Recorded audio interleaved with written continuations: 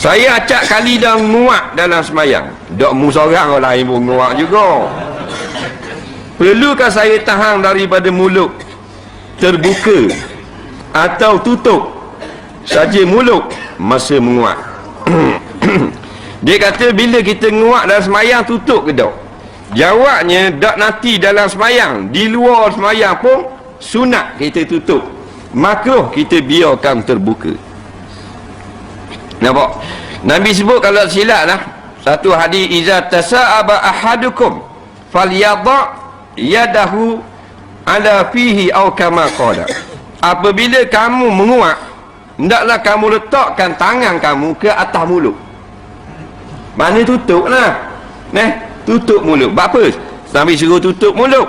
Fa inna syaitan yadkhulu, kerana syaitan masuk dalam mulut. Bila syaitan masuk dalam mulut, ngaji pun payah boleh nak semayang tak khasyuk, bagian agama mudah lupa, bagian pitih ingat sama.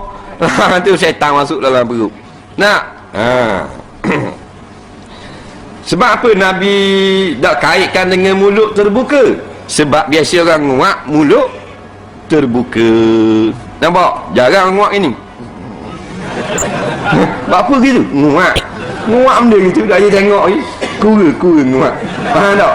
Nguak ni semua menatang pada air ke, rimau ke, kucing ke, memang ranga mulut. Maka letak tangan begini. Dalam semayang tak batal letak tangan. Tu kalau kita ranga tak tutup, hukumnya makruh, dibenci syarak. Yang kedua, bunyi nguak. Jangan wak bunyi. Bunyi. Dia kekek nguak. Nampak?